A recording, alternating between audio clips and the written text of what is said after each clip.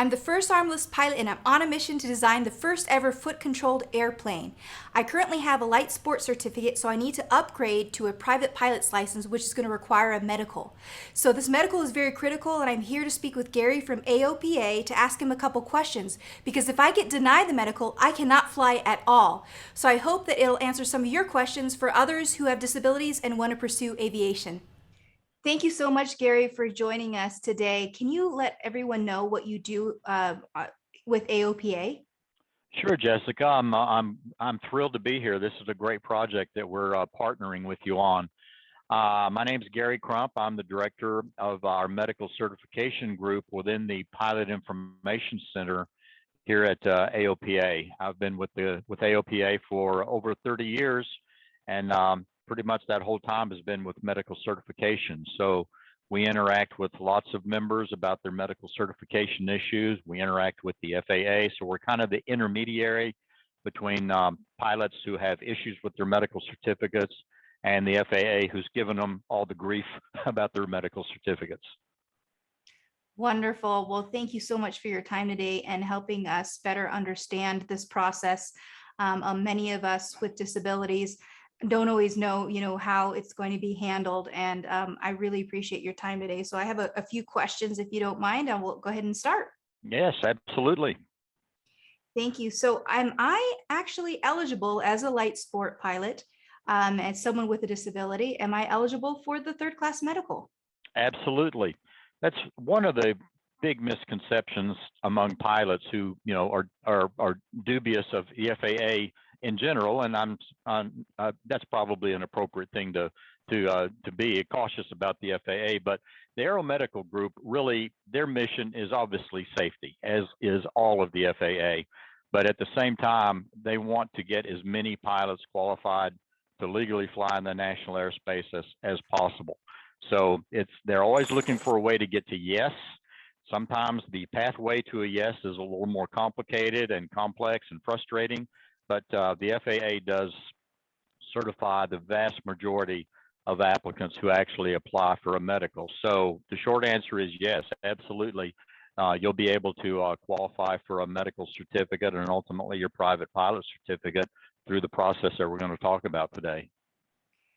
Okay, well, thank you for that. That's really encouraging to start off to let people know that, people with disabilities should be encouraged in that regard. As far as the process, I understand it is different, and there's been a lot of talk, a lot of people who have told me about the SOTA, which is the Statement of Demonstrated Ability. Do you mind further explaining what that is and how that works in with the medical? Certainly. SOTA is a Statement of Demonstrated Ability. There are a couple of different, what the FAA calls waivers. And even until just a few years ago, I was actually confused about this myself. But a waiver in certainly aeromedical speak and even in military medical speak as well, a waiver is basically any condition or any certification that goes beyond what's required by the existing regulations that pertain to that particular operation. So in this case, a waiver can be either a statement of demonstrated ability, and those are issued for conditions that are considered to be static. That is, the condition is what it is, and it's not likely to progress over time. An applicant who has no useful vision in one eye, that's a static condition. It's not going to get any worse. It's not going to get any better. So in that case, the FAA would be issuing a statement of demonstrated ability. Whereas the other kind of waiver is called a special issuance authorization. And that's the one that most people are familiar with because that part of the regulation, it's Part 67, the Airman Medical Standards, gives the Federal Air Surgeon much discretion to issue medical certificates to pilots who are not otherwise qualified, but can be certificated under a time-limited certificate called a special issuance authorization. And both of those situations are referred to as waivers kind of generically, but we always here at AOPA, we always talk about them individually because there's a big difference between a SOTA, which, as I said, is based on a static condition that's not likely to change, and a special issuance, for instance, like someone that's had a coronary stent and requires a special issuance. Well, coronary artery disease is considered a progressive disease, and so the FAA does special issuances for those people, but it's still technically a waiver, but it's a time-limited certificate and requires annual or some type of periodic reevaluation and usually additional testing just to make sure that the FAA is satisfied that the condition hasn't progressed as with the static condition with the loss of vision, or in your case, an amputation or any other condition that's just considered it's not going to change beyond where it is now. Wow, that really clarifies that for me, because I understand people have different situations, whether it's something that's temporary or something that's permanent. So wonderful. Thank you for that clarification, Gary. I really Sure. appreciate that.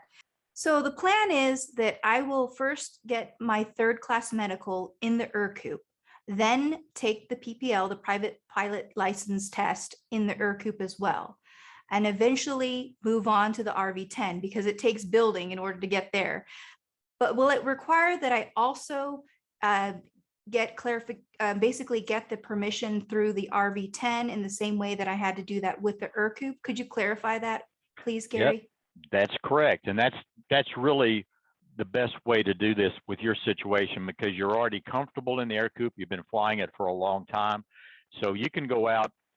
Anybody can apply for a medical certificate. They don't have to be pilots. So, I mean, obviously, a brand new student pilot is not a pilot yet. So anybody can apply for a medical. So you can apply for the medical, then you'll get the authorizations from the FAA to do the medical flight test in your airplane. Then down the road, when you're ready to take your private pilot check ride, you will already have the medical certificate out of the way. And we still have yet to determine exactly how the FSDO Flight Standards District Office will handle your private check ride. But if you've already got the SOTA, basically based on the medical flight test, your private pilot check ride should just be a private pilot flight test in the ERCOOP, and then you'll be issued your private pilot certificate.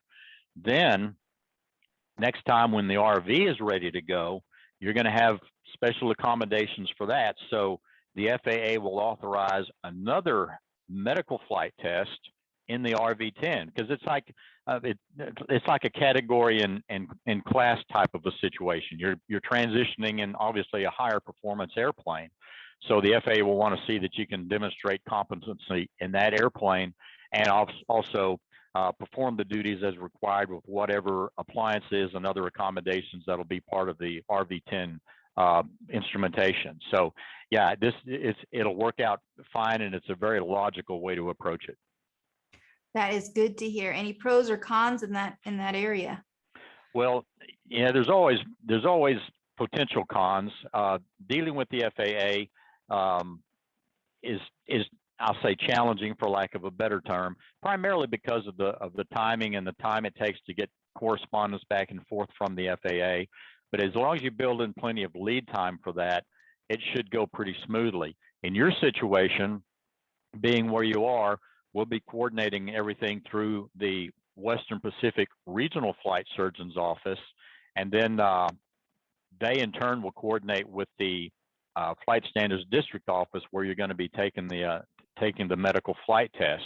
So because FAA medical and FAA flight standards are two different animals within the jungle of the FAA bureaucracy, sometimes, the coordination of communication is a little more challenging, but if you build in enough time and be patient, everything will work out. But, sometimes you do the best you can and plan the best you can, and you just have to deal with delays and those kinds of inconveniences. So it's, just like dealing with any bureaucracy, but we've, thought it through, and I think we'll have a good plan for you.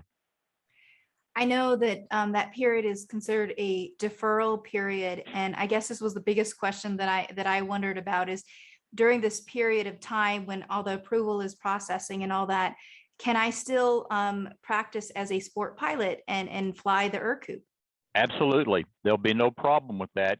The AME will defer your application, as you said, which means that you just won't be issued the medical certificate on the spot at the time of the examination. It'll go to the FAA as a deferral. The advantage to having that go in with a new FAA flight physical is that it gets a form of priority review, and recognizing that within the FAA's aeromedical division, priority has a different meaning than for the rest of us. But when you submit the application and it's deferred, it goes through a slightly different routing system once it gets into the FAA workflow system. And then probably within a few weeks, maybe a couple of months, then you'll receive a letter back from the FAA with instructions on, what's going to happen next, and the authorizations for the flight test. And so that will set the wheels in motion. So again, those are the cons.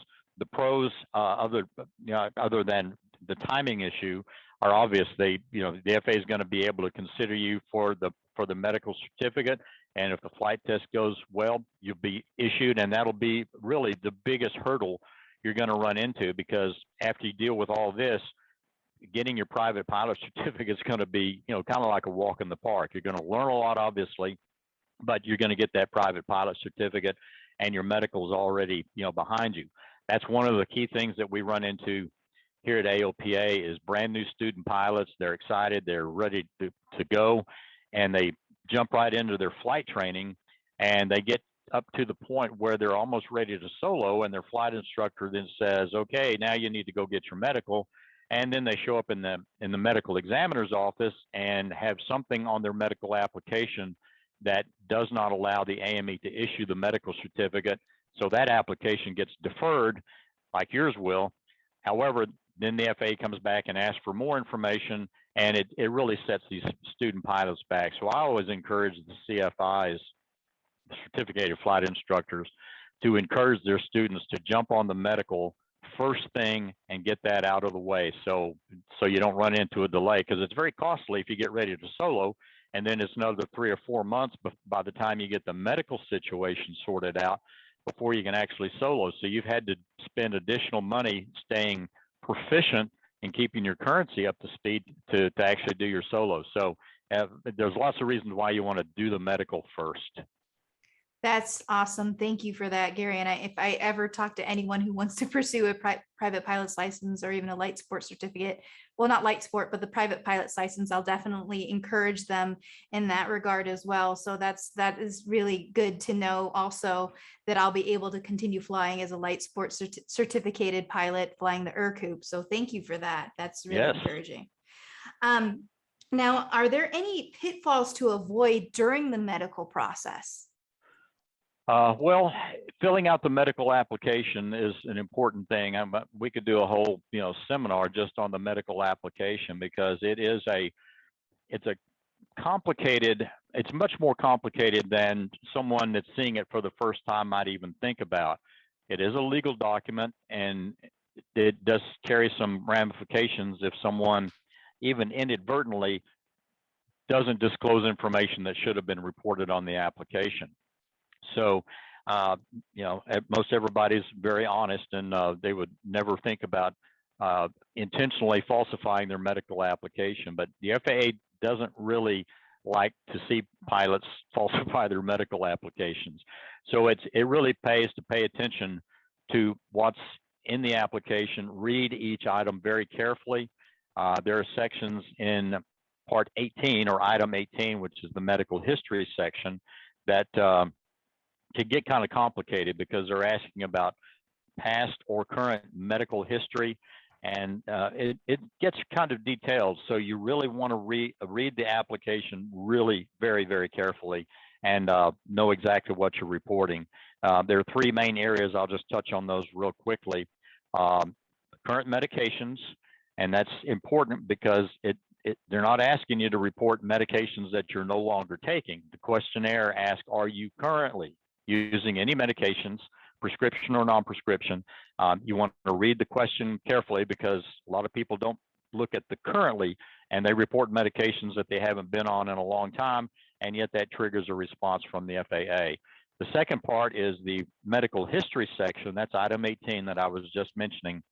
There are about 26 or so items in Section 18 that ask, have you ever at any time in your life had, or do you currently have, any of the following. And there's little icons on there with drop-down menus that get into more specifics about exactly what types of medical diagnoses the FAA wants to know about. So that's really the most important section. And then the final section is visits to health professionals in the last 3 years. So they're interested in pretty much any physician visits or healthcare providers other than routine dental exams, routine eye exams, and the periodic visits to an FAA aviation medical examiner. So those 3 areas, it's only 3, but there's a lot of meat on each of those items that people want to pay attention to so that they don't inadvertently misrepresent their medical history on the application. So that's probably a little bit more than you wanted to know about it, but it is an important part of the process, and it's the first step.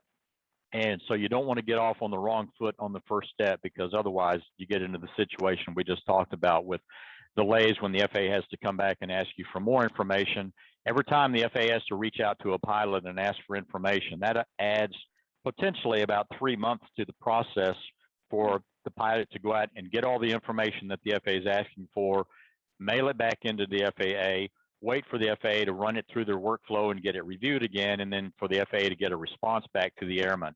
So again, it's a bureaucratic process, and the FAA is making some really good strides to improve their efficiency, but it's a big bureaucracy. They do a lot of work out of the Aerospace Medical Certification Division, which is kind of the main repository where most of the medical certification work is done.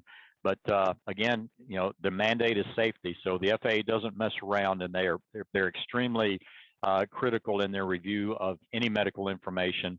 But because there's so much information that they're asking for, and so many pilots that are being asked for information, that the process takes a little bit longer than any of us would like to see. Yes, thank you very much. That explains why a lot of things do take a while, and that helps other people to understand that. So that's good to know ahead of time. And my next question was, do you have any advice when I meet with this AME, obviously to get my third class medical? Is there any special particular person that I should try and meet with or try to avoid? Well, that's kind of a tricky question, so I'll answer that one somewhat carefully. Your situation, obviously, Jessica, is unique. So whichever AME that you see for your flight physical is probably going to be seeing something he or she has never seen before because of your particular circumstance.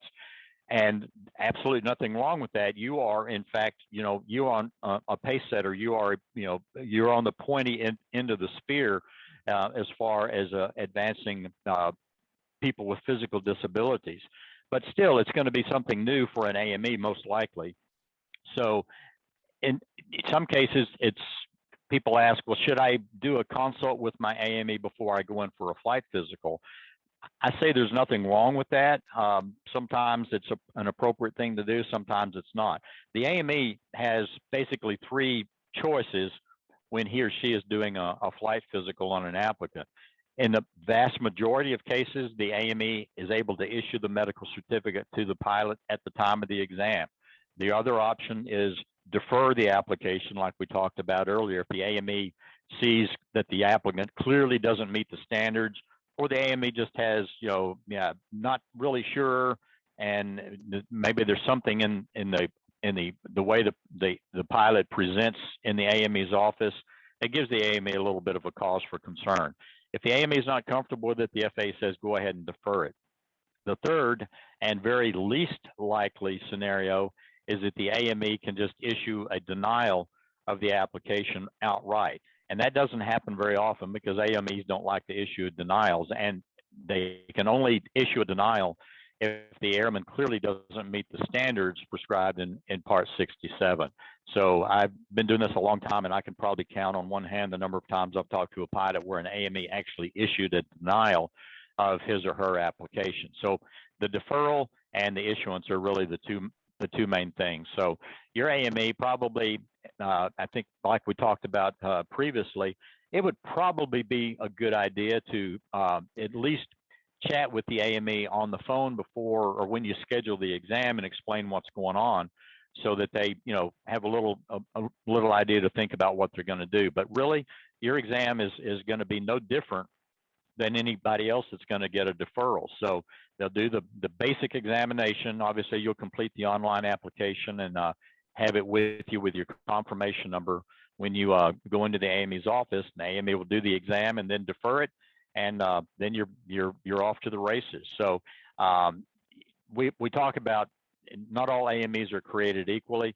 There's the vast majority of AMEs are really very dedicated. Many of them are primary care physicians, but there are a lot of specialty physicians, anesthesiologists, surgeons, neurologists, nephrologists, urologists. Most of them are, and many of them are, or most of them are probably pilots, whole pilot certificates themselves. Some of them may not be pilots, but they were military flight surgeons in a previous life. So obviously, there's a lot of work involved in becoming and performing AME flight physicals. So you got to have a certain amount of dedication and interest in talking to pilots and being really interested in aviation to be an AME. So the vast majority of them are really, really good at what they do, and they're out there to be an advocate to the extent possible for their applicants. But they are designees, and they are performing the work of the FAA to administer and issue medical certificates. So you always got to keep that in mind too. They're doing their job to keep the airspace safe. But in your situation, you're otherwise very healthy. So I think your flight physical is probably going to go very routinely, but probably a good idea to chat with the AME beforehand just to let them know what's going on. They're probably, whoever you choose is probably going to be thrilled that he or she is going to be the AME that's going to be doing your flight physical and, potentially, setting a trend and doing something that's never been done before. So, if I was your AME, I'd probably be pretty stoked about the idea of doing your flight physical. Well, thank you very much. That's so encouraging. That's awesome to hear. And I'm definitely going to get right on it. I just have 2 more questions for you. And if the FAA says no, what will be next? Well, there's an appeal mechanism in place. That's kind of a what if question. And I, personally, I'll answer what if questions. I don't really like to, because I say, look, let's get to that point first. But yeah, there is an appeal mechanism within the structure of the regulations. In some cases, appeals can be handled strictly internally. I'll tell you this, the majority of pilots who are denied medical certification initially based on their first application are denied because they're asked for additional information from the FAA because they need more to determine if they can issue the medical certificate. And those pilots, for whatever reason, choose not to provide that additional information. So that's a high percentage of the relatively small percentage of pilots who are ultimately denied a medical certificate. And an even smaller percentage are denied simply because they have such a complicated medical history that the FAA just doesn't feel that they can issue the medical certificate and still maintain that mandate for safety of the airspace system. But for those that are denied initially, a lot of times it's just a matter of providing either the original information that the FAA asked for, or provide additional, maybe current information. Maybe they provided the FAA with information that was a year old initially, and the FAA didn't have anything else to work with, so they issued the denial, and then the airman can come back with a current evaluation. That's why the FAA always asks for a current evaluation, and in their world, current is within the preceding 90 days.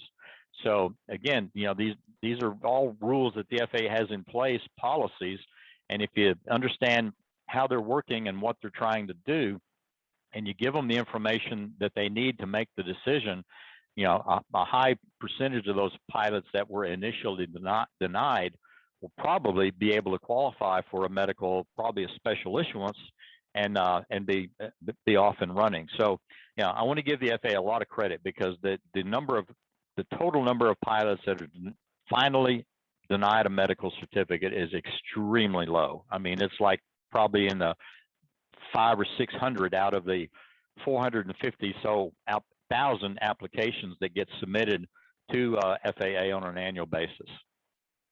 That is so awesome to hear. Thank you for the encouraging words. That is exactly what I need to hear for this next step. So if I go in and the FAA gives me the green light, I get the yes, what will be the next step?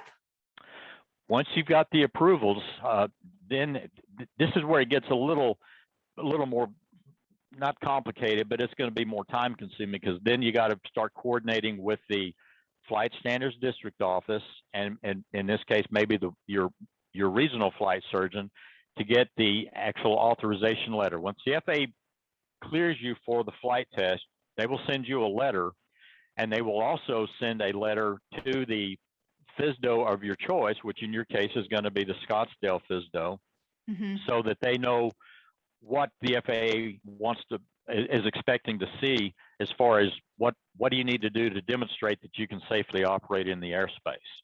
So if that can be coordinated just between, say, FAA Oklahoma City or the regional flight surgeon's office directly with the Flight Standards District Office, and all the letters get there, in a reasonable amount of time, and everybody's, talking to one another, it should go fairly smoothly. The issue is, unfortunately, the issue, as in so many things, is still COVID. And obviously, during the peak of the pandemic last year, the FSDOs were basically shut down. Nobody was there, and needless to say, they weren't doing anything in the way of flight tests, ramp checks, air carrier inspections, anything like that. So I think the FSDOs are now more or less back up and running, but a lot of the FAA, certainly from the aeromedical group, most everybody is still working remotely. So, thank God we have that capability to work remotely. So we'll just have to see, what's going on in real time when you get ready to do all this. But assuming the FSDOs are back at work, and assuming that they are caught up with all their other priority duties, recognizing that medical flight tests are not necessarily at the top of the food chain and as far as the FSDO priority. So again, some of the things we'll need to sort out. But I understand you and Patrick have a good relationship with an inspector there in your FSDO, so that's certainly a good thing.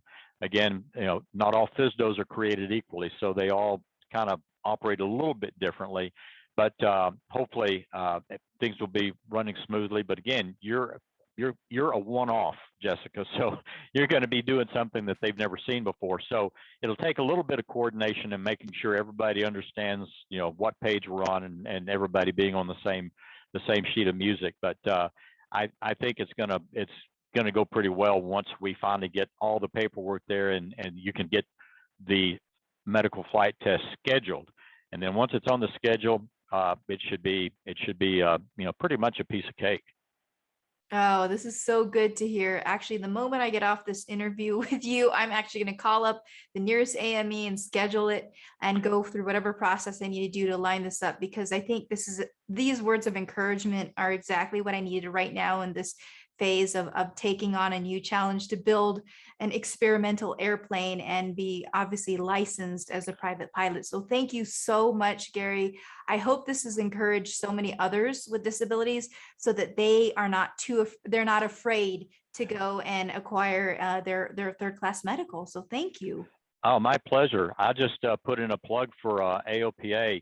If you're a brand new student pilot or prospective student pilot, we have a free 6-month flight training membership.